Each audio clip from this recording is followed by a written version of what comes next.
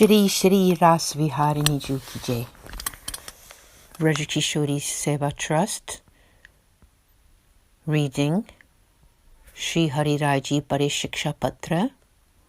Day 34, Letter 9, verse 31 to 35, which is the last verse in this letter. Verse 31. In this condition, the mundane world must be completely forgotten. Shri Krishna consciousness cannot be attained without this. Apply and absorb yourself into your service through body and wealth, and the mundane world and relationships will be forgotten, which is a prerequisite for pure Krishna consciousness. You will know you have reached this state when your bodily needs like eating, drinking and sleeping are also forgotten, and you are totally absorbed in loving Shri Krishna and enjoying his blissful form. Oh, you may say, service through body and wealth is hard enough to achieve. How can I expect to reach that platform of consciousness? I will now enumerate the obstacles to this condition. Verse 32. Obstructions to this devotional propensity are unruly senses, sensual pleasures, worldly attitude of mind, interruption, anxiety, and petty enjoyment. Tika. Try to concentrate on your service to the Lord through your body and wealth. The 10 senses can become obstructions to this service because the powers that rule them enjoy sensual pleasure and so obstruct your worship by pulling your intellect towards them. When this worldly attitude sets in, you may think, I'm always making this service, but I've got things to do in the house and I'm hungry. Then you become anxious during your service and do it in a hurry and carelessly. Then Sri Thakurji himself sees this mundane attitude and may put obstacles in your way. Your mind veers over towards worldly and scriptural duties and sensual activity and blocks your service, giving you more anxiety and more obstructions. Your service through body and wealth becomes impossible and you begin to selfishly enjoy eating, drinking and sensuality, which, in a vicious circle, takes you back into the worldly mindset. In his treatise Seva Phalam, the rewards of service, Sri Acharyaji has taught, anxiety, obstructions and worldly enjoyment are the 3 things that hinder seva. That's udvegaha, pratibandhova, bhogova. As in Seva Phalam, when the mind and senses are attached to sensual activity, then follow anxiety, obstruction and worldly enjoyment, and only your mind or your worldly mindset remains. You may ask, if I'm making my service to the Lord, how is it possible for my senses to get attached to such enjoyment? The answer follows. Verse 33. The partaking of food earned dishonestly, which is impure or not offered to the Lord, as well as keeping bad company, obstruct the development of loving consciousness. Tika 33. The mind gets attached to the objects of senses for the following reason. Eating food earned by a corrupted person, earning food in a dishonest way, eating food not first offered to the Lord, and keeping company of those who are turned away from him. All of these are completely obstruct your loving connection. Impure food is a huge obstruction to your consciousness. In the Padma Purana it is stated, eating food from an unrighteous devotee of bad character, which has not been offered to the Lord, is as bad as eating dog meat. If you selfishly eat without first offering to the Lord of all, your ancestors go to hell for many years. This statement teaches that as a striving devotee, you should never eat foodstuffs from an impure source, as from a non-devotee or sinful being with dirty habits.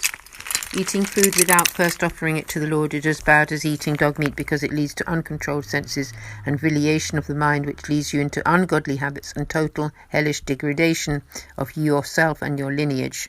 Foodstuffs offered to your ancestors must first have been dedicated to the Lord and thus become his blessed remnants prasad. In the Kurma Purana it is stated, if you go against your true human duty and sustain your life by eating and drinking without first offering it to Sri Krishna, then that food is equal to dog feces and that water is equal to liquor. Therefore never eat without first offering the foodstuffs to Sri Krishna, or you will face huge obstacles in your service attitude through impure and unoffered foodstuffs and bad company, and you will fall away from your righteous path. Your consciousness relates to selfish sensual activity, and this state of mind then prevails taking you further away from your relationship with the divine. Therefore, a striving devotee should always strictly avoid these 3 things. 34 and 35. So, give up bad association and take shelter in Sri Vallabhacharyaji. Adhere to the path, thus gaining proximity to devotees and your teacher. Renounce worldly desire.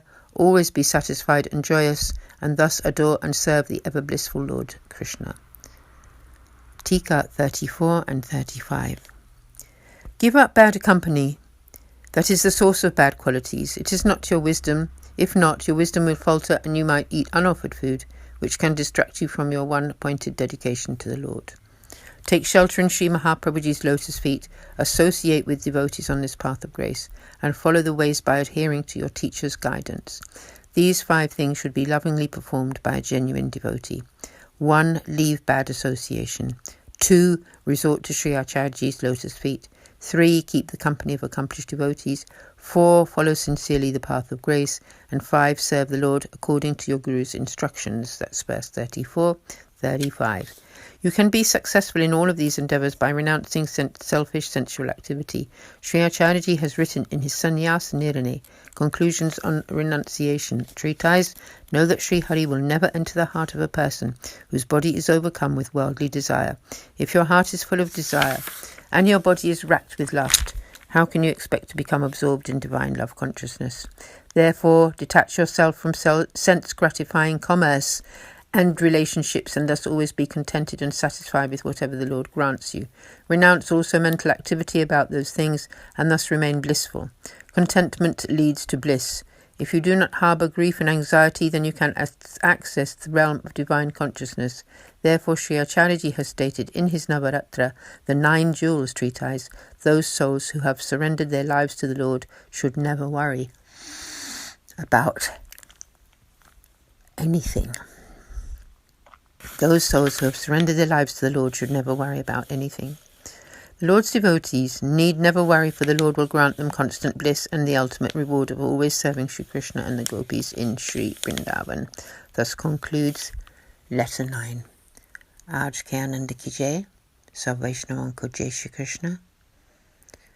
Shri Hari Rai ji ki jai ho, Shri Bade Shiksha Patr ki jai ho. Shri Shri Ras Biharini ji ki jai ho. So, tomorrow we will continue on day 35 with letter 10 and pause here the reading for today. Jai Ho Ji.